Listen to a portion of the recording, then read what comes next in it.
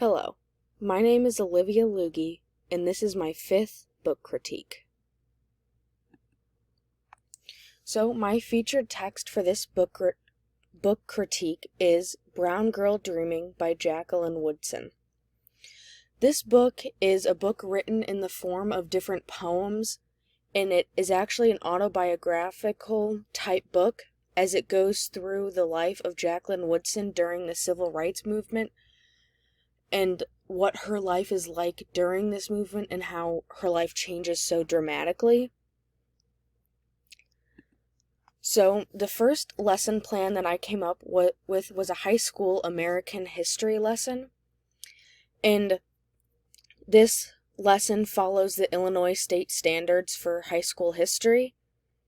So, for this lesson plan, I would have the students create a thing link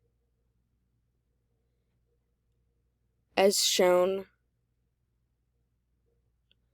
on the screen, and the students would choose a different law, person, move, like march, whatever, during the Civil Rights Movement, and they would create a thing link that just gives more information that all the students can go through. And I made one on, this one is an example of one about Rosa Parks and everything she did, and then they can put in words and definitions, articles, videos, just to share with the class. The second lesson was a 7th grade poetry lesson, and this follows the 3 different Common Core standards about learning poetry and actually talking about poetry and reciting it. So I was going to have the students create their own poems, and then they could use blabberies to recite their poems. And this is just a fun way where they can upload a picture and it kind of animates as they talk.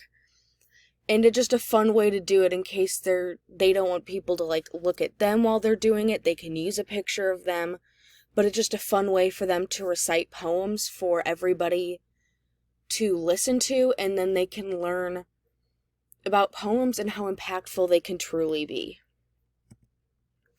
The next book is Little Women, and this is a good book, especially for young girls, to learn about the hardships that these sisters went through, and how even in the most difficult of times and even in the middle of fights, they still loved and cared for each other and made sure that they were okay.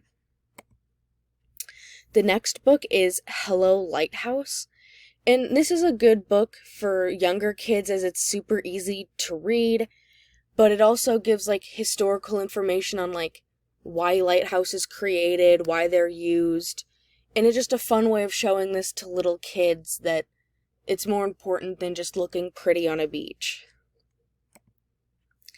The next book is Number the Stars, and this is a really good book for teaching about the Holocaust and what happened, but in a more kid-friendly way that doesn't get too graphic, but it still gets a little bit just because it's the Holocaust and you can't completely get rid of that.